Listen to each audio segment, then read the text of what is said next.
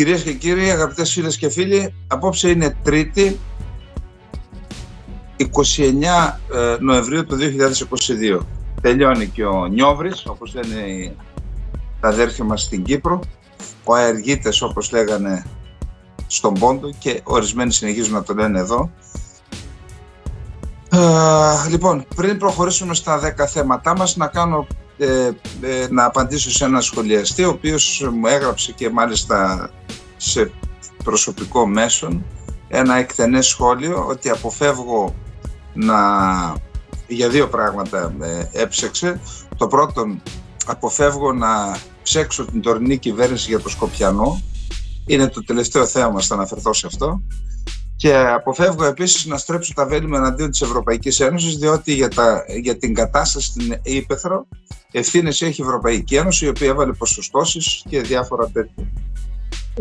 Νομίζω όμως το κάλυψα. Η Ελλάδα έπρεπε από τότε που πήγε στην Ευρωπαϊκή Ένωση να είναι στις Βρυξέλλες, να φροντίσει να έχει γραφειοκράτες καλούς στις Βρυξέλλες, να συνδιαμορφώνει και η Ελλάδα την κοινή αγροτική πολιτική. Δεν κατάλαβα, αυτή δεν πέφτει από τον ουρανό. Η κοινή αγροτική πολιτική είναι αποτέλεσμα διαργασιών που γίνονται στους κόλπους της Ευρωπαϊκής Ένωσης. Εάν η Ελλάδα λοιπόν είχε φροντίσει να έχει καλούς γραφειοκράτες σε θέσεις κλειδιά, αλλά και οι Υπουργοί Αγροτικής Ανάπτυξης, πώς τους λένε, να είναι και αυτοί με προτάσεις συνεχώς πάνω, να ζαλίζουν τους Ευρωπαίους, δεν θα ήταν η κατάσταση που αυτή που είναι σήμερα. Άρα δεν πιστεύω ότι είναι κακή η Ευρωπαϊκή Ένωση. Τα χάλια μας να βλέπουμε. Εμείς έχουμε ευθύνες που είμαστε απόντες από εκεί που διαμορφώνεται η κοινή αγροτική πολιτική της Ευρωπαϊκής Ένωσης, και έτσι έχουμε τα προβλήματα που πηγάζουν από εκεί. Αλλά δεν είναι μόνο αυτά. Το κράτος μπορεί να κάνει τη δική του εθνική πολιτική με την αγροτοκτηνοτροφική ανάπτυξη, όπως επίσης και με την αλληλεία, και εκεί υπάρχουν τεράστια ζητήματα. Δηλαδή και που έδινε η Ευρωπαϊκή Ένωση λεφτά για να κόψουν τα πλοία, έπρεπε να τα κόβουν δεν είχαν μυαλό οι πλειοκτήτες, εννοώ τα αλλιευτικά, και εν πάση περιπτώσει και το κράτος, γιατί δεν ενημέρωνε, μην τα κόβετε, θα σας δώσω εγώ δια της πλαγίας άλλες στηρίξεις, μην τα κόβετε, διότι η αλληλεία είναι η δικιά σας η επιβίωση των οικογενειών σας και όλων όσων δουλεύουν πάνω σε ένα αλλιευτικό. Εν πάση περιπτώσει, τους τελευταίους που θέλω να κατηγορώ είναι οι ξένοι. Τα βέλη πρέπει να τα στρέφουμε εδώ είναι τα προβλήματα, εμείς τα δημιουργούμε, εμείς πρέπει να τα λύσουμε, και εμείς πρέπει να λύσουμε ακόμα και αυτά που δημιουργούν οι άλλοι. Δεν θα καλέσουμε κανέναν ξένο να λύσει τα προβλήματά μας. Λοιπόν, αυτά σε σχέση με τα ζητήματα που για τον Αχελό κάποιοι φίλοι μου είπαν ότι θα είναι καταστροφή στο οικολογικό σύστημα της Αιτωλοακαρνανίας. Κάποιοι άλλοι μου είπαν ότι η καταστροφή πλέον στον κάμπο του Θεσσαλικού είναι απίστευτη. Ακόμα και να κυλήσουν τώρα τα νερά θα περάσουν πολλά χρόνια εάν επανέλθει ο υδροφόρος ορίζοντας. Εν πάση περιπτώσει, δεν το γνωρίζω το θέμα, αλλά θεωρώ αδύνατον αυτοί που αποφάσισαν και εξόδεψαν, προσέξτε, δισεκατομμύρια έχουν ξοδέψει για την εκτροπή, ότι δεν είχαν υπολογίσει αυτά που λένε οι φίλοι μας από την Αιτωλοακαρνανία. Κανένας δεν θέλει να καταστραφεί, κανένας. Καμιά περιοχή της Ελλάδας. Τα νερά που περισσεύουν, τόσα όσα να κόβονται αυτά που πηγαίνουν στη θάλασσα, που δεν χρησιμεύουν πουθενά στον κάμπο της Αιτωλοακαρνανίας, να κόβονται λοιπόν από εκεί, να πέφτουν στη Θεσσαλία. Απλά είναι τα πράγματα. Και επίσης υπάρχει και ένα ευρύτερο θέμα, επειδή το μελέτησα. Στην Τουρκία, ξέρετε, υπάρχει μία υπηρεσία διαχείρισης υδάτινων πόρων. Είναι τρομερή υπηρεσία. 2 πρωθυπουργοί βγήκαν από αυτή την υπηρεσία, ο Οζάν και ο Ντεμιρέλ νομίζω, και η Τουρκία έχει ένα τεράστιο δίκτυο φραγμάτων, έχει κλείσει όλα τα ποτάμια και τα ποταμάκια και ελάχιστα νερά πηγαίνουν στις θάλασσες. Η Ελλάδα έχει μείνει πίσω. Η Κύπρος, πιστεύω, έχει το καλύτερο σύστημα ίσως και στον κόσμο. Μπορείτε να βρείτε και να δείτε φράγματα Κύπρου, καθημερινώς ενημερώνουν το επίπεδο των υδάτων στα φράγματα της Κύπρου. Έχουν κάνει ένα απίστευτο δίκτυο φραγμάτων, κόβουν τα νερά να μην πέφτουν στη θάλασσα, και έτσι η Κύπρος, παρότι αντιμετωπίζει προβλήματα ερήμωσης, με αυτόν τον τρόπο τα προβλήματα αυτά τα έχει μειώσει στο ελάχιστο. Η Ελλάδα έχει μείνει πίσω και σε αυτό. Θα μπορούσαν δεν είναι μόνο η εκτροπή του Αχελώου, και άλλα ποτάμια και ποταμάκια που τρέχουν αδίκως στη θάλασσα θα γεμίσουν και το υπερχιλίζον νερό μετά θα γίνεται και αυτό στη θάλασσα. Αλλά θα έχεις ταμιευτήρες για να τους χρησιμοποιήσεις. Τα έχουμε ζήσει αυτά. Κάποιος άλλος μου λέει: γιατί δεν πας στη Σάββαση να ζήσεις στο χωριό? Εντάξει, μην νομίζετε, το έχω κάνει και αυτό. Αγόρασα τρακτέρ από τη δεκαετία του 90, φύτεψα αρκετές δεκάδες στρέμματα ελιές και είμαι στο χωριό. Ιδιαίτερα όσο ζούσαν οι γονείς μου, ήμουν 2 φορές το μήνα σχεδόν στο χωριό. Άρα στην ουσία είμαι στο χωριό. Δεν έχει σημασία που κατοικώ εγώ εδώ. Είμαι στο χωριό, η δική μου είναι εκεί, δουλεύουμε μέρα, νύχτα, στα βουνά. Είμαστε στην παραγωγή, είμαστε στην κτηνοτροφική και στην πρωτογενή παραγωγή. Άρα δεν θεωρητικολογούμε, δίνουμε και το καλό παράδειγμα.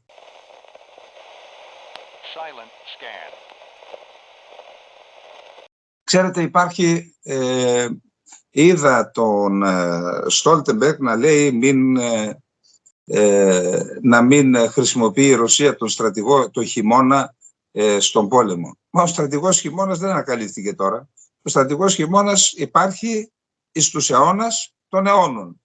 Ο χειμώνας παίζει πάντα πολύ σημαντικό ρόλο στις επιχειρήσεις και όποιος δεν τον λαμβάνει υπόψη του είναι ηττημένος. Έχουμε πολλά παραδείγματα. Τα τελευταία ήταν ο Χίτλερ. Έτσι. Τώρα φαίνεται ότι τα προβλήματα στην Ουκρανία, ο χειμώνας αυξάνει τα προβλήματα και για τις δύο πλευρές. Φυσικά τα περισσότερα προβλήματα έχει η Ουκρανία, διότι έχει υποστεί απίστευτα πλήγματα στις υποδομές της. Δεν είναι μόνο ο ηλεκτρισμός, γενικώς στις υποδομές. Νομίζω ότι και στα τρένα και σε άλλες υποδομές θα είναι ένας εξαιρετικά δύσκολος χειμώνας που πιθανότητα θα επηρεάσει και τις επιχειρήσεις και θα τις επηρεάσει αρνητικά, ενώ μέχρι τώρα οι Ουκρανικές ένοπλες δυνάμεις είχαν καταγράψει επιτυχίες Χάρκοβο, Ίζιουμ και Χερσόνα. Έτσι, είχαν υποχρεώσει τους Ρώσους να αποχωρήσουν. Τώρα φαίνεται όμως ότι οι Ρώσοι κάνουν μια προσπάθεια να κερδίσουν εδάφη. Στον Μπαχμούτ διαβάζω, που ακόμα δεν έχει τελειώσει η ιστορία, ότι έχουν υποστεί σοβαρές απώλειες οι Ουκρανοί. Μάλιστα αυτή η ταξιαρχία που διέρευσε το βίντεο με τους 10-11 νεκρούς Ρώσους εχμαλώτους λέγεται ότι έχει καταστραφεί από βομβαρδισμούς των Ρώσων. Τέλος πάντων φαίνεται ότι υπάρχει πλέον μια ισορροπία στα μέτωπα, η οποία όμως τείνει να ανατραπεί εις βάρος των Ουκρανών και υπέρ των Ρώσων. Και γι' αυτό γίνονται κάποιες κινήσεις από τη Δύση. Θα τις δούμε παρακάτω που προκαλούν την αντίδραση της Ρωσίας.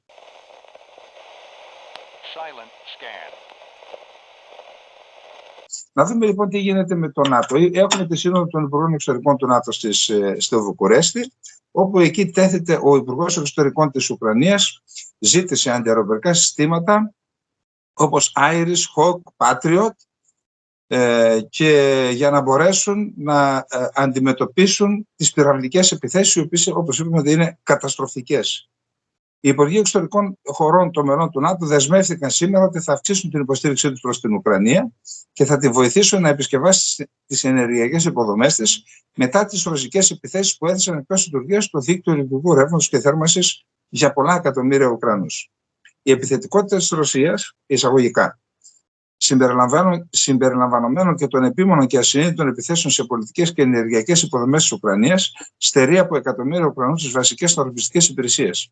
Αναφέρουν οι υπουργοί στην ανακοίνωσή τους με την ολοκλήρωση της πρώτης μέρας των συνομιλιών του στο Βουκουρέστι. Σωστά κάνουν και καλά κάνουν και το αναφέρουν. Τις ίδιες ακριβώς και τηρουμένων των αναλογιών, μεγαλύτερες καταστροφές έκανε η Τουρκία στο ενεργειακό δίκτυο της Ροζάβα, της βορειοανατολικής Συρίας, στο δίκτυο υδροδότησης, στα δίκτυα ανεφοδιασμού με καύσιμα, σε σχολεία. Τώρα είδα ότι χτύπησε ένα νοσοκομείο σήμερα. Γιατί δεν αναφέρουν τίποτα? Συγγνώμη, το ΝΑΤΟ τι είναι? Δεν κατάλαβα. Δηλαδή οι Ουκρανοί έχουν ψυχή και οι Κούρδοι δεν έχουν ψυχή. Τι είναι, οι διάβολοι είναι οι Κούρδοι? Γιατί δεν αναφέρει το ΝΑΤΟ μια λέξη και για αυτούς τους βομβαρδισμούς? Γιατί γίνεται συνένοχος στη βαρβαρότητα της Τουρκίας? Μπορεί να απαντήσει κανένας σε αυτό? Δεν ντρέπονται λίγο? Δεν ντρέπονται? Αυτό είναι το ΝΑΤΟ. Το ΝΑΤΟ δεν διαβάζουν το καταστατικό τους οι Υπουργοί Εξωτερικών, το καταστατικό του οργανισμού τον οποίο υπηρετούν? Τι λέει το καταστατικό? Μιλάει για δημοκρατία και κράτος δικαίου. Είναι κράτος δικαίου η Τουρκία? Λοιπόν, οι υπουργοί καταδίκασαν τη σκληρότητα, όπως την αποκάλυψαν, της Ρωσίας απέναντι στους πολίτες της Ουκρανίας και δεν καταδίκασαν φυσικά την βαρβαρότητα της Τουρκίας απέναντι στους Κούρδους και στους άλλους λαούς. Και υποσχέθηκαν ότι θα βοηθήσουν τη χώρα να επισκευάσει τις υποδομές. Θα συνεχίσουμε και θα εντείνουμε περαιτέρω την πολιτική και πρακτική υποστήριξή μας στην Ουκρανία, όσο συνεχίζει να υπερασπίζεται την κυριαρχία και την εδαφική ακεραιότητά της, και θα διατηρήσουμε την υποστήριξή μας για όσο χρειαστεί, λέγεται στην ανακοίνωση. Τώρα προσέξτε το ευαίσθητο θέμα. Επανέλαβαν την απόφαση του ΝΑΤΟ που έλαβε στη Σύνοδο Κορυφής του 2008, ότι η Ουκρανία και η Γεωργία θα γίνουν τελικά μέλη της συμμαχίας. Από το 2008 πάντως οι ηγέτες των χωρών του ΝΑΤΟ δεν έχουν κάνει συγκεκριμένα βήματα, όπως να χορηγήσουν στο Κίεβο ένα σχέδιο δράσης που θα καθόριζε ένα χρονοδιάγραμμα για την ένταξη της χώρας. Φυσικά η Ουκρανία, όπως είπαμε και στην αρχή, ζήτησε από τους συμμάχους αντιαεροπορικά συστήματα. Και αυτό το ζήτησε ο Υπουργός Εξωτερικών, ο Δημήτρη Κουλέμπα, ο οποίος ξέρει πολύ καλά ποια είναι η αδυναμία της Ουκρανίας. Λέει, αν έχουμε, επίσης ζήτησε και γεννήτριες αλλά και άλλα συστήματα όπως μετασχηματιστές για να τοποθετηθούν στα πληγέντα κέντρα μεταφοράς ηλεκτρικής ενέργειας για να λειτουργήσει το σύστημα. Αν λοιπόν η Δύση, το ΝΑΤΟ, βοηθήσει στην επισκευή των προβλημάτων ζημιών που έχει υποστεί το ηλεκτρικό σύστημα, αλλά και στείλει και αντιαεροπορικά συστήματα, η Ουκρανία θα μπορέσει να αντιμετωπίσει τα επόμενα πυραυλικά πλήγματα και να μην έχουμε και άλλες ζημιές στο σύστημα παραγωγής και μεταφοράς ενέργειας, το οποίο αν επισκευαστεί δεν θα ξαναχαλάσει. Λοιπόν, αυτό είναι. Από την άλλη πλευρά, επειδή λέγονται διάφορα, ζήτησαν τους Patriot η Ουκρανία από την Πολωνία, η Πολωνία αρνήθηκε. Ο Μετβέντεφ είπε ότι αν σταλούν Patriot τελικά στην Ουκρανία, θα τους καταστρέψει η Ρωσία και θα χτυπήσει πιθανόν και το προσωπικό. Δεν το διευκρίνησε εκεί. Λοιπόν, αυτά σε σχέση με τη Σύνοδο Εξωτερικών του ΝΑΤΟ, σημαντική ήταν, πιστεύω, για το θέμα της Ουκρανίας. Να πάμε λοιπόν τώρα τι είπε ο Μετβέντεφ για το ΝΑΤΟ. Επειδή στο τέλος θα πρέπει να εξηγούμε και τα προφανή, δεν υιοθετούμε τίποτα από αυτά που λέμε, ενημερώνουμε τον κόσμο. Ο Μετβέντεφ λοιπόν είπε ότι το ΝΑΤΟ δεν χρειάζεται, πρέπει να διαλυθεί ως εγκληματική οντότητα. Ο πολιτισμένος κόσμος δεν χρειάζεται αυτή την οργάνωση, είπε ο αντιπρόεδρος του Συμβουλίου Ασφαλείας της Ρωσικής Ομοσπονδίας, Μετβέντεφ. Η Βορειοατλαντική Συμμαχία στις χώρες τις οποίες δεν ζει περισσότερο από το 12% της ανθρωπότητας δεν χρειάζεται και πρέπει να διαλυθεί ως εγκληματική οντότητα. Αυτή τη γνώμη εξέφρασε ο Μετβέντεφ σήμερα 3η 29 Νοεμβρίου, σύμφωνα πάντα με τον ίδιο, από τη στιγμή της συγκρότησής του το ΝΑΤΟ έχει επανειλημμένα αποδείξει εισαγωγικά την αυστηρά κλειστή εταιρική του φύση, ενεργώντας προς το συμφέρον των αγγλοσαξονικών χωρών και των συμμάχων τους, των κολλητών τους, λέει. Την ίδια στιγμή, όχι περισσότερο από το 12% του πληθυσμού του πλανήτη ζει σε χώρες του ΝΑΤΟ. Ο πολιτισμένος κόσμος δεν χρειάζεται αυτή την οργάνωση. Πρέπει να μετανοήσει ενώπιον της ανθρωπότητας και να διαλυθεί ως εγκληματική οργάνωση, βαριές κατηγορίες. Όπως είπε λοιπόν ο Μετβέντεφ, οι εκπρόσωποι του ΝΑΤΟ ξεχνούν εύκολα το πραξικόπημα που διέπραξε η οργάνωσή του σε όλο τον κόσμο, τα πραξικοπήματα, τους έκτοτους νομίμους εκλεγμένους αρχηγούς κρατών που ανέτρεψε και τους δεκάδες χιλιάδες δολοφονημένους αμάχους, καθώς και την παροχή όπλων σε κάθε λογής αποβράσματα, εκφυλισμένους και εξτρεμιστικά καθεστώτα για την ατιμωρησία των ηγετών της Συμμαχίας, τόνισε την ατιμωρησία των ηγετών της Συμμαχίας για τις φρικαλαιότητες που. Ο Μετβέντεφ επέστησε επίσης την προσοχή στα λόγια του Γενικού Γραμματέα του ΝΑΤΟ, Στόλτεμπεργκ, για τη διατήρηση της Ουκρανίας ως κυρίαρχο ανεξάρτητο κράτος. Αλλά, λέει ο Μετβέντεφ, ο Στόλτεμπεργκ δεν είπε τίποτα για την εδαφική της ακεραιότητα. Κάπως θα κερδίσει, αλλά προφανώς θα νέα πολύ περιορισμένα όρια της ανεξαρτησίας της. Αυτό είναι ήδη πρόοδος, είπε ο Μετβέντεφ. Λοιπόν, νομίζω ότι ενώ υπήρξε πριν από μερικές εβδομάδες, υπήρξαν κάποια σημάδια που έδειχναν ότι μπορεί, δηλαδή η Ρωσία έδειχνε μετά τις αποτυχίες στα πεδία των μαχών έδειχνε μια τάση προσέγγισης στις ΗΠΑ, ούτως ώστε να βρεθεί μια συμφωνία μεταξύ των δύο χωρών, που αν συμφωνήσουν αυτές οι δύο χώρες, τότε θα λυθούν και όλα τα προβλήματα, διότι όλοι οι άλλοι προσαρμόζονται στα θέρα των μεγάλων.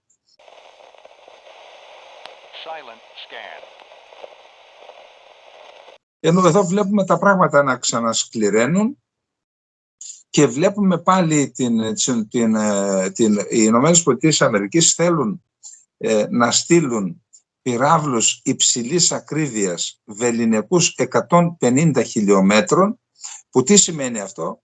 Έχουμε πάει ήδη στο τρίτο θέμα. Τι σημαίνει αυτό?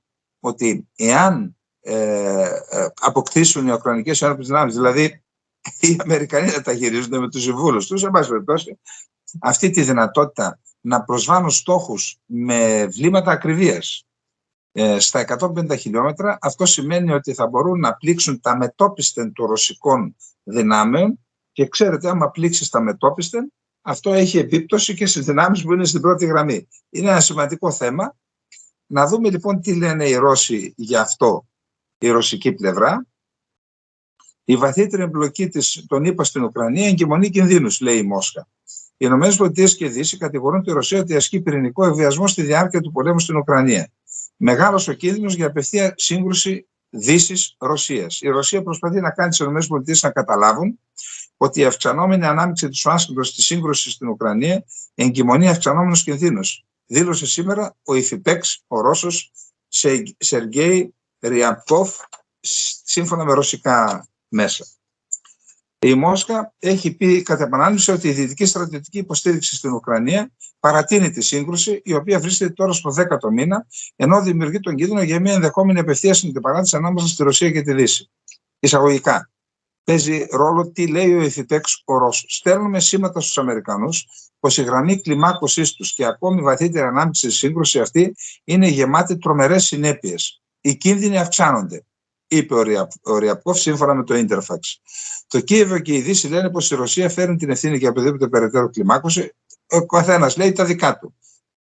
Η Ρωσία εισέβαλε, η Ρωσία παραμένει, άρα αυτή επιτείνει τον πόλεμο και την κρίση. Η Ρωσία από την πλευρά της λέει ότι τον επιτείνουν οι Δυτικοί, οι οποίοι στηρίζουν τους Ουκρανούς. Η μία και η άλλη άποψη, εσείς βγάζετε τα συμπεράσματά σας. Λοιπόν, αξιωματούχος τον ΗΠΑ είχε δηλώσει στο Reuters πως μια ειδική γραμμή απεμπλοκής ανάμεσα σε Ρώσους και Αμερικανούς στρατιωτικούς έχει χρησιμοποιηθεί μια φορά αφού ξεκίνησε ο πόλεμος. Σας το είπα. Δεν γνωρίζω για οποιοδήποτε διάβλο απεμπλοκή σε σχέση με το τι συμβαίνει στην Ουκρανία. Δεν έχουμε οποιοδήποτε διάλογο με τις ΗΠΑ για το ουκρανικό θέμα, επειδή οι θέσεις μας είναι ριζικά διαφορετικές, είπε ο Ριαπκόφ. Ο Αμερικανός αξιωματούχος στο Reuters είπε άλλα, ο Ριαπκόφ είπε άλλα. Εν πάση περιπτώσει, θεωρώ ότι είναι δύσκολο. Είδα κάπου, τώρα να μην τα διαβάζουμε όλα, είδα κάπου ότι ένα άρθρο που λέει ότι ο Πούτιν δεν πρόκειται να υποχωρήσει από την Ουκρανία, θέλει οπωσδήποτε μια νίκη, πάση θυσία. Από την άλλη πλευρά, αντιλαμβάνεστε, όταν έχουν σκοτωθεί τόσοι άνθρωποι, όταν έχει υποστεί απίστευτες απώλειες και ζημιές η Ουκρανία και σε ανθρώπινο δυναμικό, αλλά και στις υποδομές. Αυτά θα επηρεάσει για τις 2 επόμενες γενιές την Ουκρανία. Ό,τι και να στείλει η Δύση, κανένας δεν σου δίνει τίποτα δωρεάν. Θα τα πληρώσει ακριβά αυτά η Ουκρανία.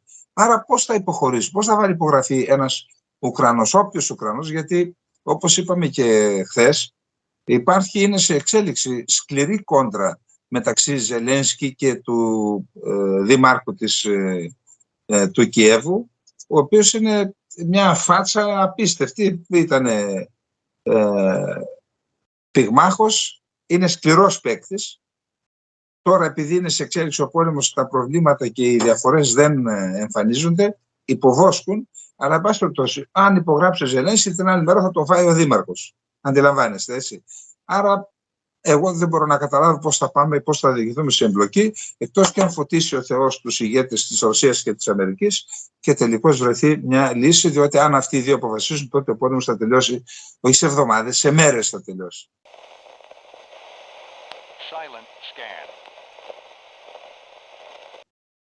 Ξέρετε, είναι σε εξέλιξη οι διαδηλώσεις στο Ιράν. Είναι πάρα πολύ σοβαρό το θέμα στο Ιράν. Έχει υποστεί τέτοιο κλονισμό το καθεστώς, ό,τι και να γίνει και να παραμείνει το καθεστώς, η επόμενη μέρα θα είναι διαφορετική στο Ιράν. Πάντως δεν θα είναι σκληρότερη. Θα υποχρεωθεί να οδηγηθεί να προβεί σε κάποιες μεταρρυθμίσεις. Που αυτό θα είναι και το κέρδος, αν θέλετε, αυτών που εξεγέρθηκαν. Βλέπουμε όμως ότι και στην Κίνα έχουμε διαδηλώσεις. Πρωτοφανές. Και οι διαδηλώσεις αυτές γίνονται από τους πολίτες για τα σκληρά μέτρα που παίρνουν για τους εγκλισμούς, τα λεγόμενα lockdown, λόγω του COVID.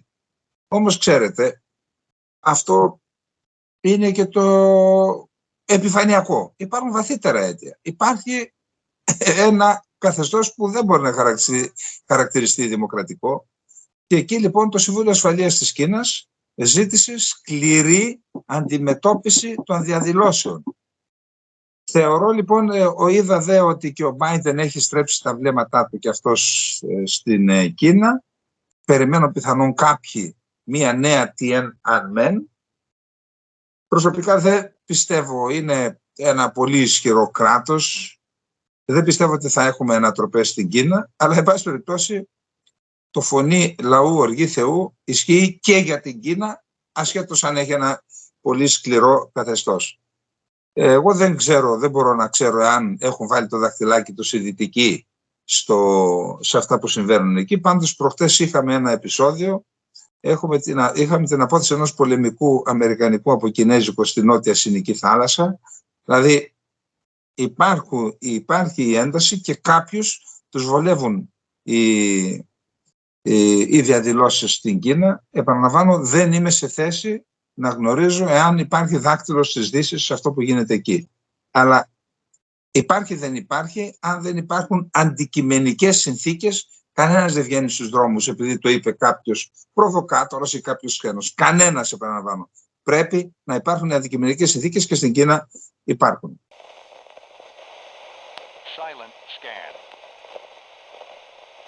Προκλητικός εμφανίστηκε πριν από λίγη ώρα, κυρίες και κύριοι, ο εκπρόσωπος της τουρκικής προεδρίας Καλίν. Πάμε σε σύνδεση με τη Μαρία Ζαχαράκη που θα μας ενημερώσει. Μαρία. Σε δηλώσεις του λοιπόν στο τουρκικό κανάλι, το φιλοκυβερνητικό τουρκικό κανάλι Αχαμπέρ, ο εκπρόσωπος του Τούρκου Πρόεδρου Ιμπραχήμ Καλίν είπε, Λίνα, ότι δεν έχουμε κανένα σχέδιο να εμπλακούμε σε ένταση ή οποιαδήποτε στρατιωτική σύγκρουση με την Ελλάδα. Πάντα ήμασταν, λέει, η πλευρά που επανακινούσαμε τις διαδικασίες. Οι καλές σχέσεις, τόνισε, είναι προς όφελος και των δύο χωρών αλλά και της περιοχής φυσικά. Ωστόσο, είχε και ένα αλλά ο Τούρκος εκπρόσωπος της Προεδρίας. Η Τουρκία δεν πρόκειται να μείνει αδιάφορη, είπε, όταν παραβιάζονται τα χωρικά της ύδατα, ο εναέριος χώρος και τα σύνορά της. Η Ελλάδα, λέει, δεν κερδίζει τίποτα με αυτά τα πράγματα, δηλαδή κατέστησε την Ελλάδα ως θήτη αυτής της κατάστασης. Είπε ότι θα γίνουν εκλογές στην Ελλάδα του χρόνου και γι' αυτό το λόγο η Ελλάδα προβαίνει σε αυτήν την ένταση, σε αυτές τις ενέργειες και σε αυτή τη ρητορική. Στο τέλος όμως της ημέρας, είπε ο Καλίν, η Ελλάδα δεν πρόκειται να κερδίσει με αυτά που κάνει. Έκανε μάλιστα έκκληση, Λίνα, προς τους συμμάχους της χώρας μας, όπως τις Ηνωμένες Πολιτείες και τη Γαλλία, λέγοντάς τους να μην ενθαρρύνετε την Ελλάδα προς τέτοια βήματα, να προτείνετε καλύτερα βήματα σύνεσης. Να σε ευχαριστήσω πολύ, Μαρία. Ο Καλίν είπαμε ότι είναι ο άνθρωπος του Ερντογάν. Είναι ο πιο έμπιστος σύμβουλός του, είναι ο επικεφαλής σύμβουλος του Ερντογάν, είναι ο άνθρωπος των ειδικών αποστολών, έχει διάβλους επικοινωνίας με τις ΗΠΑ, έχουν παρουσιαστεί έγγραφα που τον παρουσιάζουν σαν ενεργούμενο αμερικανικής παραϋπηρεσίας πληροφοριών με αριθμό, και κάποιον τύπο εδώ στην Ελλάδα τον είχαν έτσι, όχι μόνο έναν, με αριθμό κωδικό δηλαδή, και παραμένει αυτή τη στιγμή με ένας από τους ανθρώπους ειδικών αποστολών όταν πρόκειται να μεταφερθούν μηνύματα στις ΗΠΑ. Αυτός λοιπόν, ξέρετε, επειδή έχει γραφτεί και στον τουρκικό τύπο και σε διεθνή τύπο, διάβασα αυτές τις μέρες ότι αυτό που συμβαίνει στα ελληνοτουρκικά και ιδιαίτερα το γεγονός ότι θα έχουμε εκλογές στην Κυπριακή Δημοκρατία, εκλογές στην Τουρκία και διπλές εκλογές στην Ελλάδα, δημιουργεί σοβαρές ανησυχίες για αυτούς που ενδιαφέρονται για την σταθερότητα στην περιοχή μας. Και γι' αυτό απλά να πούμε το εξής, ότι όταν έγινε η κρίση το 1987, ο Τουρκούτ Οσάλ ήταν στις ΗΠΑ για εγχείρηση. Δηλαδή υπήρχε ένα κενό στην Τουρκία. Στην κρίση των ημείων, ο Σιμίτης δεν είχε πάρει, ήταν πρωθυπουργός χωρίς να έχει πάρει όμως ψήφο εμπιστοσύνης, δηλαδή ένας πρωθυπουργός στον αέρα και λίγων ημερών, έχει σημασία και αυτό. Η Δε Τσιλέρ ήταν υπηρεσιακή πρωθυπουργός. Δεν είχε σχηματίσει ακόμα κυβέρνηση με ψήφο εμπιστοσύνης. Άρα όταν υπάρχει αυτό το κενό, κάποια κέντρα είτε στο εσωτερικό των δύο χωρών είτε απ' έξω μπορεί να παίξουν παιχνίδια. Και επειδή υπάρχει αυτός ο φόβος, έχει γραφτεί ότι έχουν σχεδιαστεί αυτό το επίμαχο διάστημα να διεξαχθούν επιχειρήσεις, στρατιωτικές ασκήσεις μάλλον στο Αιγαίο και στην Ανατολική Μεσόγειο, με τη ισχυρή συμμετοχή των ΗΠΑ και της Γαλλίας. Με βάση αυτό λοιπόν, ο Καλίν έκανε μια δήλωση που αξίζει να τη δούμε. Λοιπόν, μιλώντας στο Αχαμπέρ, έφτασε στο σημείο να ισχυριστεί ότι η Ελλάδα, καταρχάς, εντάξει, εδώ μιλάμε για τις τρέλες, θα δείτε παρακάτω τρέλα. Ή τρέλα, παρακάτω, ναι, το έκτο θέμα. Τώρα είμαστε στο πέμπτο. Ότι η Ελλάδα παραβιάζει τον εναέριο χώρο και τα χωρικά έδρα της Τουρκίας. Έχουν σαλτάρει οι άνθρωποι, πραγματικά. Λέει λοιπόν, τα αντίθετα βήματα δεν θα μείνουν αναπάντητα από την Τουρκία. Είπε ότι η Άγκυρα επιθυμεί ειρήνη, συμφιλίωση και συνεργασία με την Ελλάδα και ισχυρίστηκε ότι η πολιτική της ελληνικής κυβέρνησης είναι επιθετική απέναντι στην Τουρκία. Μάλιστα, προέτρεψε, ΗΠΑ και Γαλλία να μην κακομαθαίνουν την Ελλάδα και να τη συμβουλεύσουν να συνεργαστεί με την Τουρκία. Αυτό που είπαμε για τις ασκήσεις. Τα αντίθετα βήματα δεν θα μείνουν αναπάντητα από την Τουρκία. Μιλάμε τι είπε επιλέξει. Δίνουμε απάντηση σε αυτά. Η Τουρκία δεν παραμένει δίχως αντίδραση. Δηλαδή, όταν παραβιάζουν τα χωρικά μας ύδατα, τον εναέριό μας χώρο, όταν υπάρχουν ισχυρισμοί και κατηγορίες εναντίον μας, όταν υπάρχουν παραβιάσεις συνόρων, όταν υπάρχει προπαγάνδα και ενέργειες κατά της Τουρκίας, τότε η Τουρκία δεν παραμένει αδρανής. Στο τέλος δεν κερδίζει από αυτό η Ελλάδα. Αν η Ελλάδα έχει υιοθετήσει την πολιτική υπέρβαση εναντίον της Τουρκίας πάνω σε ένα άλλο μεγάλο κύμα, να γνωρίζει ότι αυτό το μεγάλο κύμα δεν συνεχίζει για πάντα. Τα κύματα έρχονται και φεύγουν. Τι θα κάνεις αν το κύμα αυτό πάει πίσω ή όταν δεν υπάρχει κύμα? Τι θα κάνεις όταν βρεθείς αντιμέτωπη με την Τουρκία? Δεν χρειάζεται όλο αυτό. Αυτό λέμε πάντα. Προς τις ΗΠΑ και ορισμένες ευρωπαϊκές χώρες, επιτρέψτε μου να τις κατονομάσω, ειδικά τη Γαλλία, η έκκλησή μας προς αυτές είναι η εξής. Μην ενθαρρύνετε την Ελλάδα να υιοθετεί μια κακομαθημένη στάση με την οποία θα εκμεταλλευτεί αυτές τις συνθήκες. Θα πρέπει επίσης οι χώρες αυτές να τις συμβουλεύουν και να συστήνουν στην Ελλάδα ότι ορίζει η κοινή λογική προς αυτήν την κατεύθυνση. Όλοι θα υποφεληθούν από κάτι τέτοιο. Λοιπόν, εδώ θέλει αποκωδικοποίηση, θέλουν οι δηλώσεις του Ιμπραήμ Καλίν. Ακούστε. Η Τουρκία, δεν θέλω να αναφερθώ σε συγκεκριμένες κυβερνήσεις και πρόσωπα, είχε πιστέψει ότι η Ελλάδα είχε αποδεχθεί το ρόλο της Φινλανδίας που είχε αποδεχθεί η Φινλανδία από τη Σοβιετική Ένωση. Δηλαδή ότι θα είναι μια χώρα περιορισμένης κυριαρχίας και ότι οι δηλώσεις του Πρωθυπουργού και των Υπουργών και των άλλων αξιωματούχων θα γίνονται σε τέτοιο επίπεδο, ούτως ώστε να μην ενοχλείται η Τουρκία. Για να μην πω ότι να τις στέλνουν πρώτα εκεί, να τις εγκρίνουν και μετά να κάνουν δηλώσεις. Ακούστε, αυτό η Τουρκία είχε πιστεί για αυτό που σας λέω. Όταν λοιπόν η Ελλάδα, ιδιαίτερα μετά τις δύο κρίσεις που ταρακούνησαν εδώ το πολιτικό σύστημα και το κολονάκι, κολονάκι και κολέγιο, κρατήστε, αυτές οι δύο λέξεις κρύβουν το σοβαρότερο πρόβλημα που αντιμετωπίζει την Ελλάδα σε σχέση με το σύστημα της εξουσίας, το πολιτικό σύστημα. Κολέγιο Αθηνών και κολονάκι. Αυτά τα δυο είναι η επιτομή της παθογένειας, της ελληνικής παθογένειας. Εν πάση περιπτώσει, ενώ όλα αυτά που συνέβαιναν στην Τουρκία και οι εξελίξεις, όλα αυτά καταγράφονταν, τους τα λέγαμε, τους τα γράφαμε, δεν άκουγαν τίποτα διότι είναι στον κόσμο τους. Η εξουσία τρελαίνει τον άνθρωπο. Το χρήμα και η εξουσία τρελαίνει τον άνθρωπο και κάτι άλλο τον τρελαίνει, αλλά λοιπόν. Όταν λοιπόν τους τα λέγαμε δεν τα άκουγαν. Όταν τους ήρθε στο κεφάλι 92 μέρες το Roots Race να λαιλατεί την ελληνική υφαλοκρηπίδα και ΑΟΣ, και όταν ήρθε και η κατάσταση στον Εύρο στις Καστανιές, και τότε ταρακουνήθηκε το σύστημα, διότι ξέρετε αυτό που συνέβη με το Roots Race, αν συνεχιζόταν, αν δεν παρενέβαινε η Μέρκελ και αν συνεχιζόταν, αντιλαμβάνεστε ότι θα είχαν πρόβλημα. Θα είχε πρόβλημα η κυβέρνηση και αυτή και η επόμενη. Ότι έχουν τις ευθύνες τους και οι δυο. Επίσης, αν έσπαγε ο Εύρος, οι Καστανιές και έμπαιναν μέσα, θα έπεφτε η κυβέρνηση και θα αποσταθεροποιούνταν όλο το πολιτικό σύστημα. Μετά από αυτό λοιπόν κατάλαβαν ότι αν δεν πάρουν μέτρα,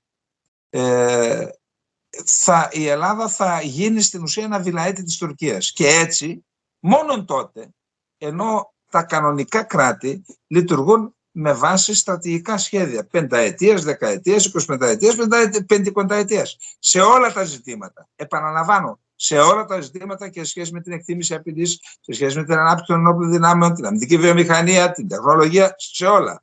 Εδώ λοιπόν, όταν έγιναν αυτά τα δύο βασικά γεγονότα και αντιλήφθηκαν την απειλή, ήρθε στα μούτρα τους, τότε άρχισαν να τρέχουν. Και η Ελλάδα άρχισε να κάνει συμμαχίες και να φέρνει οπτικά συστήματα. Αυτό λοιπόν δεν άρεσε στην Τουρκία.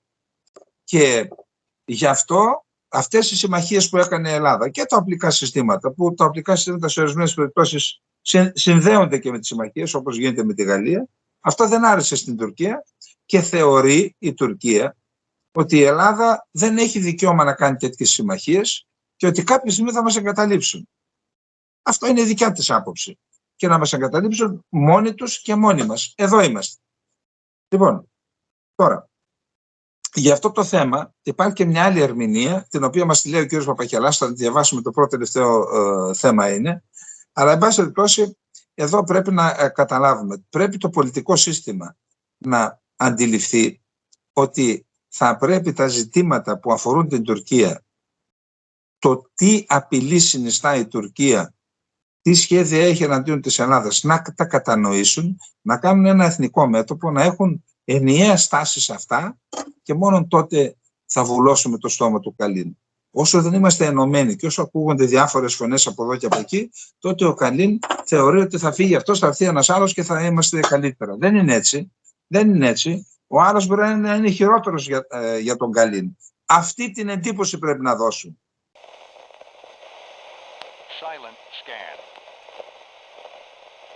Ακούστε, διάβασα την ομιλία που έκανε ο Ερντογάν στο χθεσινό Υπουργικό Συμβούλιο. Είναι καμιά 100 σελίδες.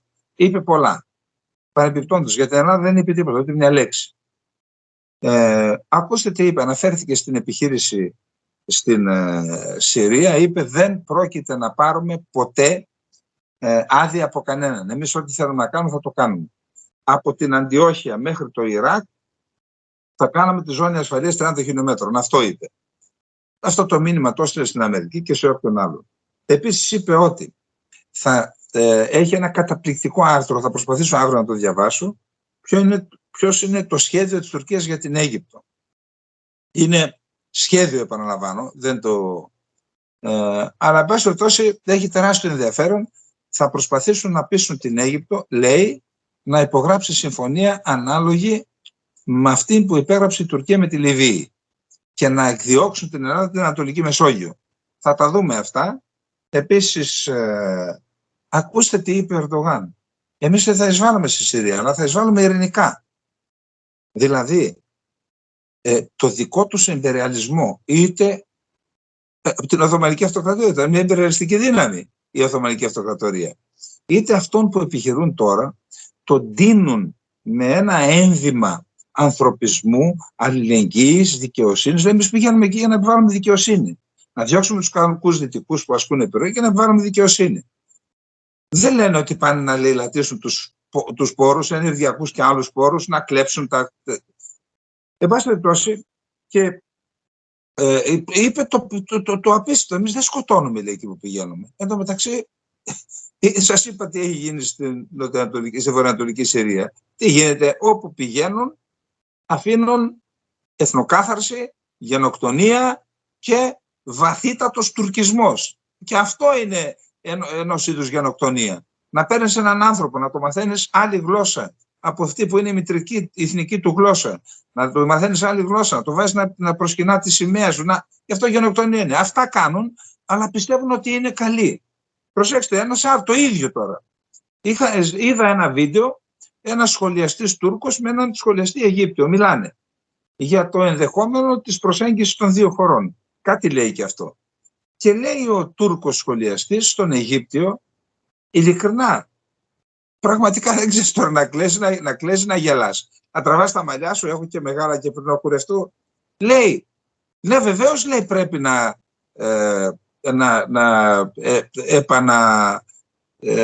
δραστηριοποιηθούμε οι δύο χώρες, να ξαναφτιάξουμε τις σχέσεις μας, αλλά και η Αίγυπτος, λέει, πρέπει να δει το θέμα των ανθρωπίνων δικαιωμάτων. Κόντεψε να πέσει από την καρέκλα το Αιγύπτιος και λέει, συγγνώμη, λέει, μήπως νομίζεις ότι είσαι από την Ελβετία, λέει στον Τούρκο. Μιλάς εσύ για ανθρώπινα δικαιώματα στην Αίγυπτο, δεν κοιτάς την καμπούρα σου. Θέλω να πω, ο Ερντογάν λέει δεν σκοτώνουμε και είμαστε δίκαιοι κτλ. Ο σχολιαστής λέει στην τηλεόραση, λέει στον άλλον, στον Αιγύπτιο, πρέπει να δείτε το θέμα των ανθρωπίνων δικαιωμάτων στη χώρα σας, λέει, για να κάνουμε να αναθερμάνουμε τις σχέσεις μας. Όλα αυτά είναι στοιχεία, για να μην σας πω τι διαβάζω στο διαδίκτυο. Τι διαβάζω. Σκότωσαν προχθές, έγινε μια συμπλοκή στην Κωνσταντινούπολη, εκεί περίπου κοντά που έπεσε η βόμβα, και ο ένας από αυτούς που συνεπλάκησαν τράπηκε σε φυγή και οπλοφορούσε. Και τράπηκε σε φυγή, οι αστυνομικοί του είπαν «Αλτ, σταμάτα», δεν σταμάτησε, το σκότωσαν. Διάβασα από κάτω 200 σχόλια κάτω από το άρθρο. Τα 199 ήταν «καλά έκανες και το σκότωσες, τι θα τον έχουμε στη φυλακή να τον ταΐζουμε». Δεύτερον, υπάρχει ένα βιντεάκι που Τούρκοι στρατιώτες έπιασαν έναν αιχμάλωτο και τον σκότωσαν. Τον σκοτώνουν εκεί μπροστά στο βίντεο. Να δείτε τι γράφουν από κάτω. Δεν υπάρχει ένας λογικός σε αυτό το χώρο εκεί πέρα να πει «ρε παιδιά, εντάξει, τον αιχμάλωτο το σέβεσαι. Καλά τον έκανες και άλλος, όλοι θα έχουν την ίδια τύχη». Αυτή είναι η Τουρκία και αυτή είναι οι Τούρκοι. Προσέξτε, σε ποσοστό που ξεπερνά το 80%. Και δεν το λέω με κανέναν, δεν με ενδιαφέρει τώρα, αλλά για να ξέρουμε με ποιους έχουμε να κάνουμε. Προσέξτε τι άλλο. Προχθές ήταν η μέρα των γυναικών, κάτι, και οι Κούρδισσες έκαναν κάποιες κινήσεις να κάνουν κάποιες διαδηλώσεις. Δεν είχαν ιδεολογικό περιεχόμενο, εννοώ, σε σχέση με το κουρδικό κίνημα, για τα δικαιώματά τους. Σήμερα το πρωί ο εισαγγελέας Άγκερας διέταξε επιχείρηση σε 14 νομούς, συνελήφθησαν 40 γυναίκες. Αυτός που είπε στον Αιγύπτιο να δείτε τα ανθρώπινα δικαιώματα. Και φάτε τώρα και το τελευταίο. Στη Φενέρμπαξε υπάρχει ένας Τούρκος πολίτης, ο οποίος υπέγραψε συμβόλαιο 3 ετές. Και είχε κάπου στην ανάρτηση, δεν ξέρω, σε κάποιο μέσο κοινωνικής δικτύωσης, τη φωτογραφία με τη σημαία της αυτόνομης διοίκησης του Κουρδιστάν. Αυτή η σημαία, όταν έρχεται ο Μπαρζανί, ο Ερντογάν τον συναντά και στέκεται σε μια πλευρά η σημαία της Τουρκίας, στην άλλη η κουρδική σημαία. Ο ιδιοκτήτης της Φενέρμπαξε είναι ο Κότς, ο οποίος έχει ένα ξενοδοχείο στην Ερμπίλ, το Ντιβάν, ωραίο ξενοδοχείο, και πάνω έχει μια σημαία 20 τετραγωνικά μέτρα του Κουρδιστάν. Τώρα λοιπόν αποφάσισαν και ακύρωσαν το συμβόλαιο και εκδίωξαν τον άνθρωπο επειδή είχε σημαία της αυτόνομης διοίκησης του Κουρδιστάν, που είναι συνταγματικά κατοχυρωμένη και αναγνωρισμένη. Αυτή είναι η Τουρκία. Αυτή είναι η Τουρκία. Δηλαδή προσπαθούν, μπορεί και να το πιστεύουν, ξέρετε, να πιστεύουν ότι είναι καλοί τη στιγμή που δολοφονούν, βιάζουν, κλέβουν, επεκτείνονται εις βάρος άλλων κρατών, να πιστεύουν ότι είναι δίκαιοι, καλοί, ότι δεν σκοτώνουν. Τι να πω, πραγματικά μένω άναυδος με αυτά που βλέπω, Εγώ δεν μπορώ να τα πιστέψω, να σας πω την αλήθεια. Δεν μου είναι δυνατόν να συμβαίνουν αυτά.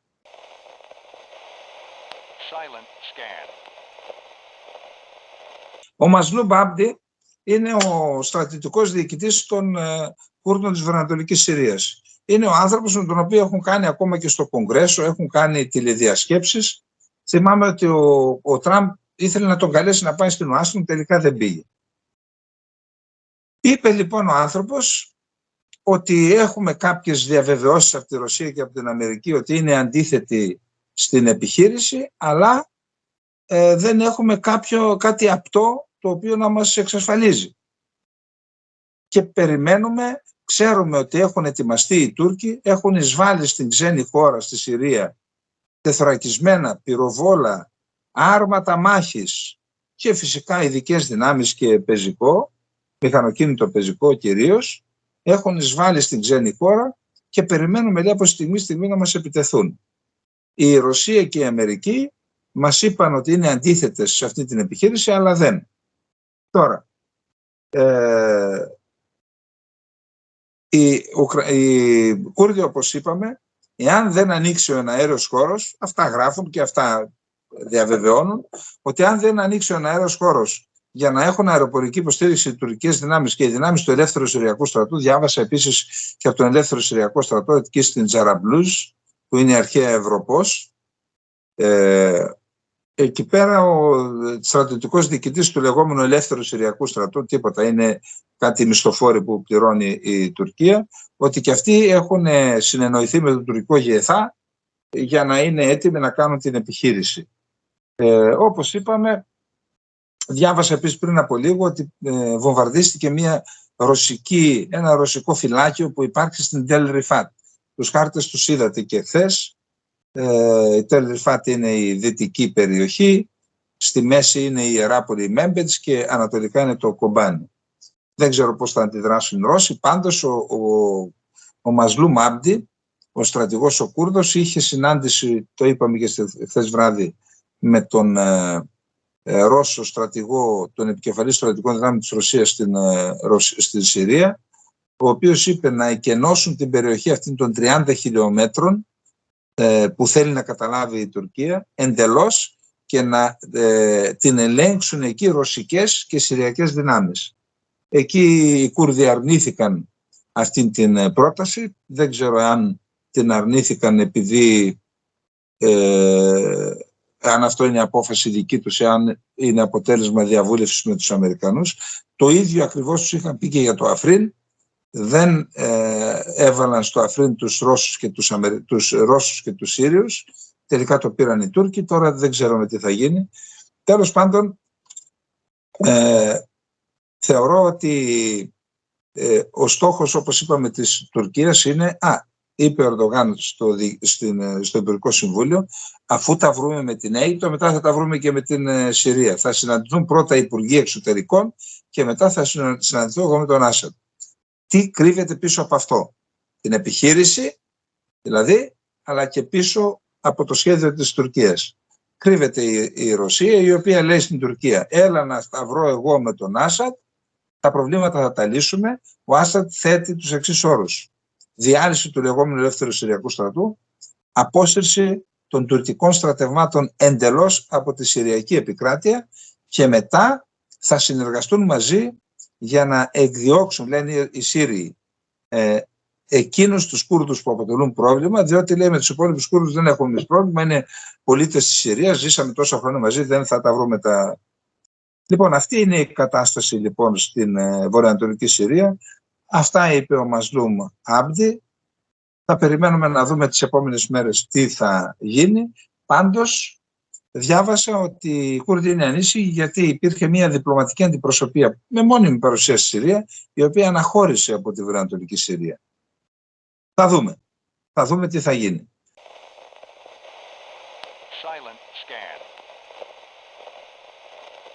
Είπαμε πριν από λίγο ότι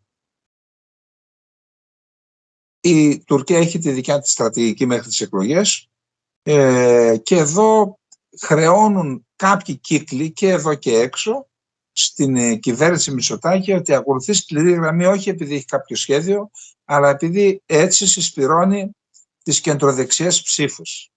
Για να δούμε τι λέει για αυτό το θέμα ο Αλέξης Παπαχελάς. Έχει σημασία, ο άνθρωπος είναι ένας έγκριτος δημοσιογράφος με ισχυρές προσβάσεις στις ΗΠΑ. Ένα δύσκολο πολιτικό ελληνοτουρκικό ταγκό. Ένα ταγκό βρίσκεται σε εξέλιξη αυτή την περίοδο ανάμεσα στον Κυριάκο Μητσοτάκη και τον Ταΐπ Ερντογάν. Προφανώς δεν είναι ένας χορός που απαιτεί κάποιο πρότυπο. Δεν σχεδιάστηκε, προέκυψε. Είναι ένας χορός ο οποίος όμως πολιτικά βολεύει και τους δυο σε μια πολύ κρίσιμη στιγμή, καθώς έχουν να αντιμετωπίσουν δύσκολες εκλογικές αναμετρήσεις. Το μεγαλύτερο κρυφό προεκλογικό όπλο του Πρωθυπουργού μπορεί να είναι ο ίδιος ο Ερντογάν.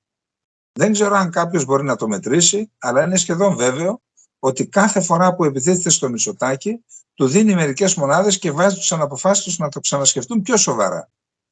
Επειδή έχει καταστεί αιμονή πλέον για τον Τούρκο ηγέτη, δεν υπάρχει ημέρα που ο ίδιος ή κάποιος άλλος αξιωματούχος να μην επιτεθούν στον Έλληνα Πρωθυπουργό. Δεν κερδίζει όμως μόνο αυτός. Τούρκοι ειδικοί και δημοσιογράφοι μας εξηγούν ότι κάθε επίθεση στον Μητσοτάκη και στην Ελλάδα δίνει πόντους και στον Ερντογάν.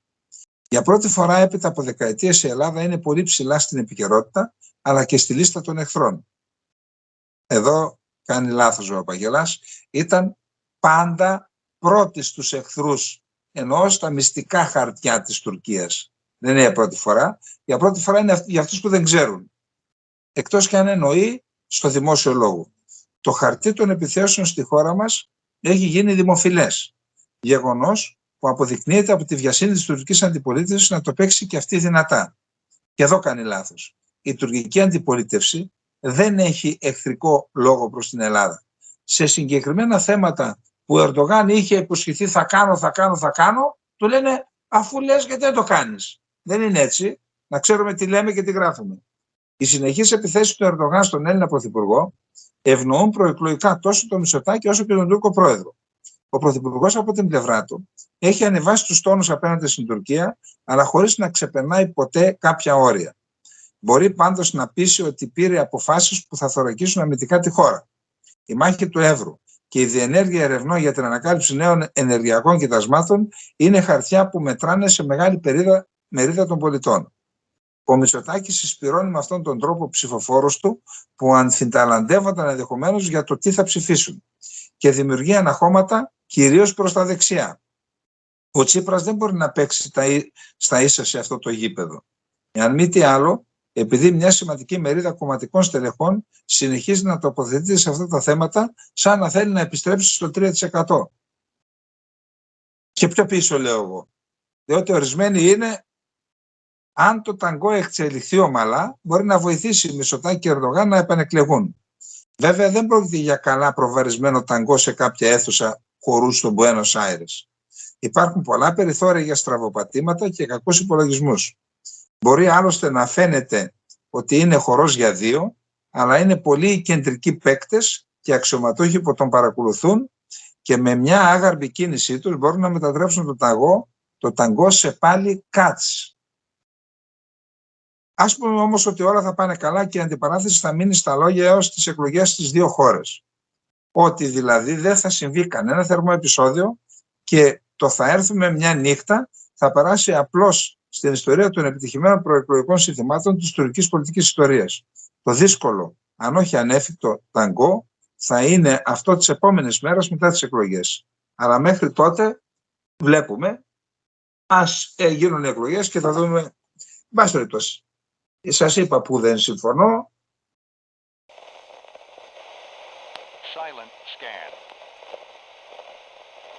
Στεναχώρια.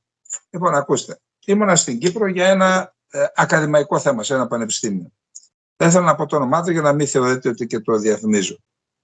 Μπήκα μέσα στους χώρους, σε όλους τους χώρους. Στα αμφιθέατρα, στις αίθουσες εκπαίδευσης, στο εστιατόριο, στο κηλικείο, στις τουαλέτες. Τι να πω, ντράπηκα. Από τη μια πλευρά ένας χώρος πολιτισμού, είδα τους φοιτητές πώς κινούνται, καλοντυμένους, ευπροσίγορους, με το χαμόγελό τους.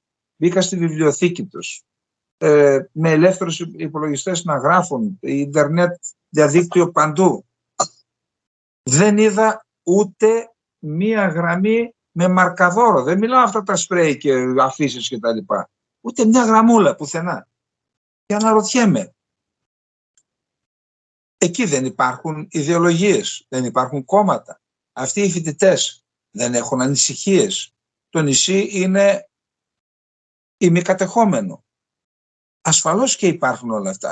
Ασφαλώς και ανησυχούν οι άνθρωποι αυτοί, αλλά εκφράζονται, αυτές τις ανησυχίες τις εκφράζουν σαν άνθρωποι. Αυτό που συμβαίνει στα ελληνικά πανεπιστήμια, έκανα μια σύγκριση και με έπιασε κατάθλιψη πραγματικά. Αυτό που συμβαίνει στα ελληνικά πανεπιστήμια έχει απασχολήσει ποτέ κανέναν? Δηλαδή, τι δουλειά έχουν τα κόμματα και οι κομματικές νεολαίες μέσα στα πανεπιστήμια? Δηλαδή, τα κόμματα δεν ντρέπονται λίγο? Δεν ντρέπονται να παίρνουν τα παιδάκια 17 χρονών που πάνε στο πανεπιστήμιο και αντί να είναι απερίσπαστα στην ακαδημαϊκή τους μόρφωση, αλλά και στη γενική τους μόρφωση, να ασχοληθούν με τις ιδεολογίες του κόσμου, με τα πάντα, αλλά κανονικά, όπως γίνεται σε όλα τα πανεπιστήμια του κόσμου. Τι είναι αυτό το πράγμα? Τι είναι? Γιατί μίλησα και με καθηγητές που είναι και από εδώ και μου λένε, δεν θέλω να ξαναπατήσω σε ελληνικό πανεπιστήμιο. Σαν να μπαίνω, λέει, στη ζούγκλα με τα άγρια θηρία. Να μην υπάρχει μία επιφάνεια που δεν είναι καλυμμένη. Μα τι στο διάλο θέλουν επιτέλους με αυτές τις αφήσεις και αυτά τα σπρέι και όλα αυτά? Δεν έχουμε τόσους τρόπους να εκφραστούμε. Έχουμε μέσα κοινωνικής δικτύωσης. Αυτά είναι των περασμένων αιώνα, όχι δεκαετιών. Γιατί δεν αλλάζουν? Και άντε, τι να πω τώρα? Το Υπουργείο δεν το απασχολεί αυτό? Ή μήπως έτσι τους θέλουν τους Έλληνες φοιτητές, την ελληνική νεολαία? Ξέρετε τι μου έλεγε? Εντάξει, εγώ δεν έχει... Τι μου έλεγε ένας άνθρωπος που πέρασε από το πανεπιστήμιο? Η πρώτη διαφθορά, τα παιδιά, η νεολαία μας εθίζεται στη διαφορά πρώτα στα πανεπιστήμια. Μέσα από τις κομματικές νεολαίες, από αυτοί οι πρόεδροι των συλλόγων φοιτητών που συμμετέχουν στη σύγκριτο κτλ. Εκεί είναι ο εθισμός στη διαφθορά. Γιατί γίνονται και διάφορα ζητήματα με τα μαθήματα. Ο δεύτερος εθισμός γίνεται στο στρατό. Κάθεσε, λέει, μέσα στο θάλαμο, λέει ο ένας, ο πατέρας μου πήρε τον κουμπάρο του που είναι στο ΓΕΘΑ, στον υπουργό, ακούνε οι στρατιώτες, ο ένας λέει θα κάνω κι εγώ το ίδιο άρα τα παιδιά προτού μπουν στην κανονική ζωή και στην παραγωγική τους δραστηριότητα έχουν ήδη διαφθαρεί, έχουν ήδη δοκιμάσει, γευθεί τη διαφθορά και άντε μετά να τον αλλάξεις. Πρώτα στα πανεπιστήμια και μετά στο στρατό και μετά δεν ξέρω τι γίνεται παραπέρα. Δεν μπορώ να καταλάβω. Για καθίστε να δείτε τις τελευταίες δεκαετίες, τώρα δεν ξέρω και τι ηλικίες είναι αυτοί που μας παρακολουθούν, να δείτε πώς οι νόμοι πλαίσιο γίνανε για την παιδεία. Και ας πάμε να δούμε το Βέλγιο, η Γερμανία, η Αγγλία, η Αμερική, έχουν κάθε 2-3 χρόνια έχουν ένα νέο πλαίσιο για το Υπουργείο Παιδείας. Καταρχάς έχει αλλάξει το Υπουργείο Παιδείας, έχει αλλάξει 3-4 φορές και το όνομά του. Δηλαδή, συγγνώμη, θα γίνουμε ποτέ κράτος? Θα αποκτήσουμε παιδεία σε όλα τα επίπεδα? Τι να πω, πραγματικά θλίβομαι.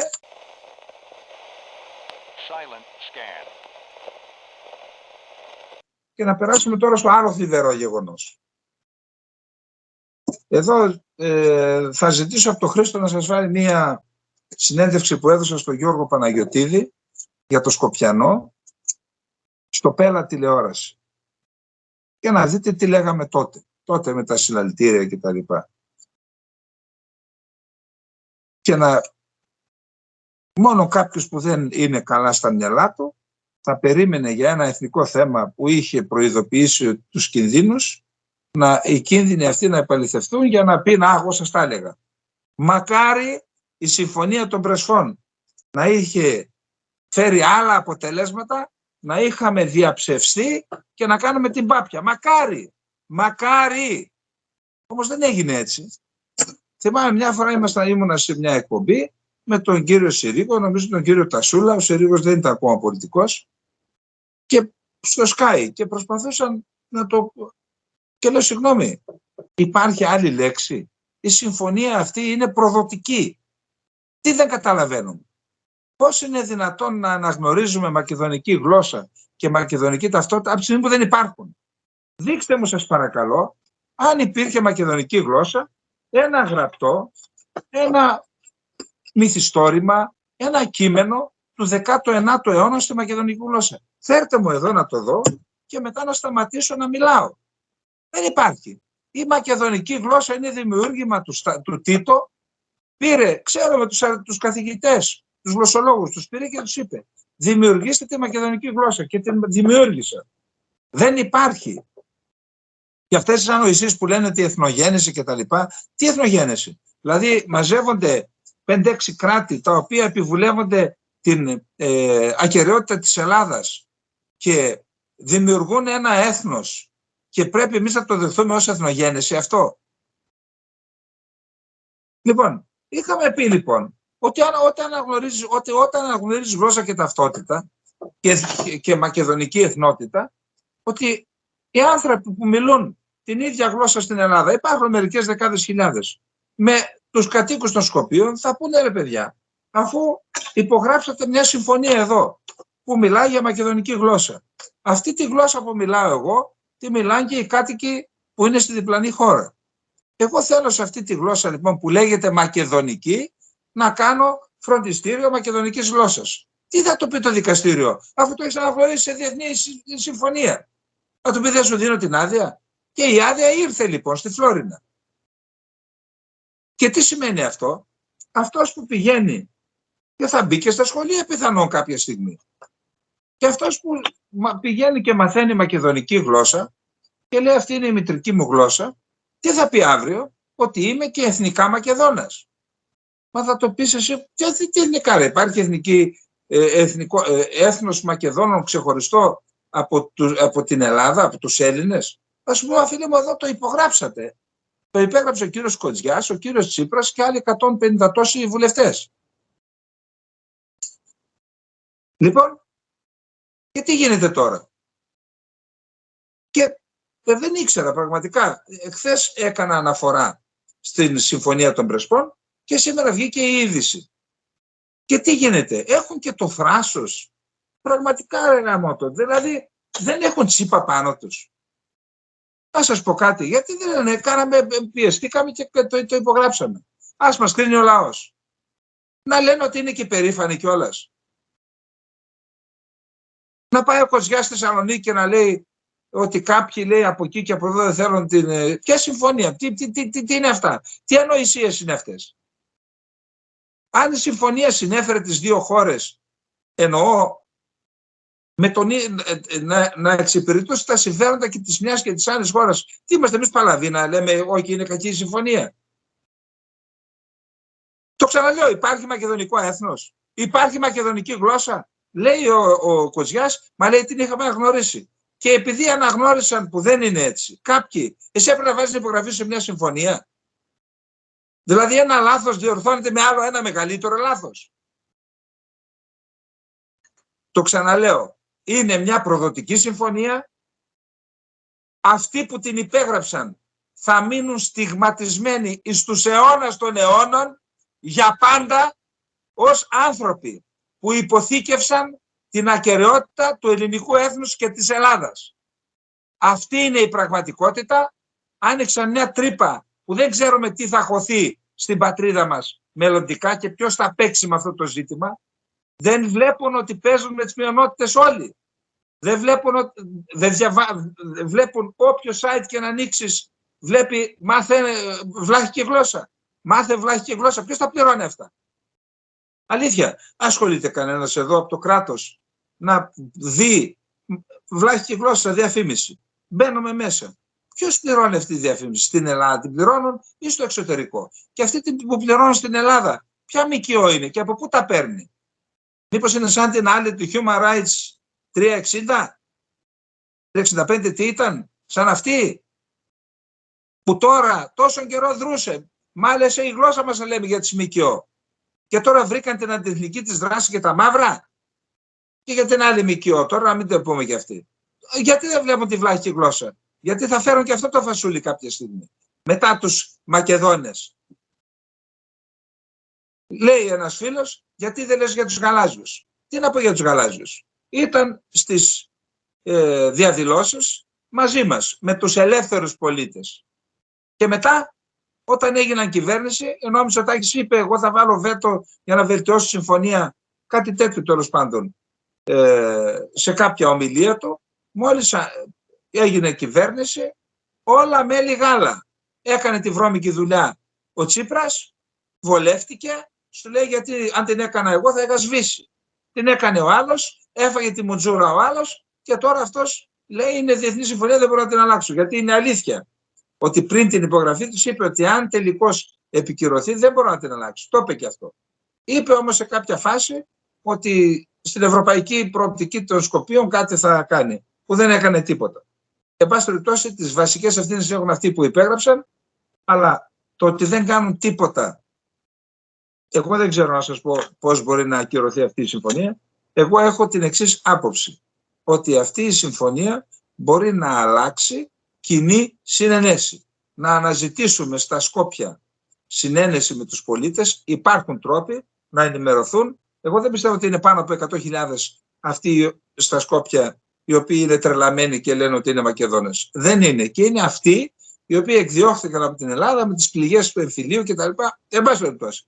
Από εκεί και μετά οι άνθρωποι λένε ότι είναι Βούλγαροι, ότι είναι Σλάβοι, ότι δεν είναι. Άρα, αν λένε όλα αυτά, γιατί να μην αλλάξουμε τη συμφωνία? Αν υπάρχουν οι Αλβανοί, τους οποίους κάποτε ήταν σύμμαχοί μας και στην ουσία η κυβέρνηση που ήθελε την υπογραφή της συμφωνίας τους είπε υπογράψτε κι εσείς ότι είστε Μακεδόνες, οι Αλβανοί.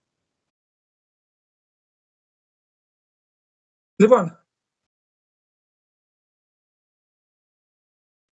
επίσης μου λέει ένας φίλος ότι δεν λες και για τους άλλους που την επέβαλαν. Μα τι να πω εγώ, μου είπε φίλος πολιτικός, τώρα είναι υπουργός, δεν ήταν υπουργός όταν μου το είπε, ότι μιλώντας με Αμερικανούς αξιωματούχους του, διπλωμάτες του είχαν πει, εμείς δεν θέλουμε να την πείτε Μακεδονία. Πείτε την Άνω Πετράλων, όπως θέλετε πείτε την. Εμείς θέλουμε να λυθεί το πρόβλημα να μπει στο ΝΑΤΟ. Δεν μας νοιάζει η ονομασία. Το ότι έχουν ευθύνες οι νατοικοί που μας πίεσαν είναι αλήθεια. Την πλήρωσε και ο Καραμανλής. Αλλά από εκεί μετά τι θέλετε να ρίξω πάλι ευθύνες στους ξένους? Ποτέ δεν το κάνω αυτό. Εδώ είναι το πρόβλημα, στην Ελλάδα. Στην Ελλάδα είναι το πρόβλημα. Άσε που ορισμένοι πήραν την εκδίκηση από το 49 με αυτή τη συμφωνία. Αυτά δεν λένε να απεμπλακούν και να λυτρωθούν οι Έλληνες από τις πληγές του παρελθόντος. Εν πάση περιπτώσει, θα παρακολουθούμε το θέμα. Δεν πιστεύω ότι θα πάρει διαστάσεις εφιαλτικές, εννοώ το Σκοπιανό, αλλά θα είναι μία αχίριος πτέρνα για την Ελλάδα τα επόμενα χρόνια, να δούμε πώς θα μπορέσουμε να απαλλαγούμε από αυτή την ιστορία. Πάντως, σας θυμίζω ότι οι Βούλγαροι, ένα κράτος ασθενέστερο από την Ελλάδα, πιο ευάλωτο από κάθε άποψη, στο θέμα των Σκοπίων, τήρησε άτεγκτη, σκληρή στάση, δεν χαμπάριασε από πιέσεις από κανέναν και κέρδισε. Έτσι, κέρδισε. Εδώ είναι το πρόβλημα, στη χώρα μας, αφήστε τους έξω. Λοιπόν, αυτά είχαμε να πούμε για απόψε. Στεναχωρηθήκαμε, αλλά τι να κάνουμε, τα σφάλματα και τα λάθη πρέπει να τονίζονται για να διορθωθούν. Αλλιώς είμαστε σαν στο δοκάμινο που βάζει το κεφάλι στην άμμο και νομίζω ότι έτσι πέρασε ο κίνδυνος. Λοιπόν.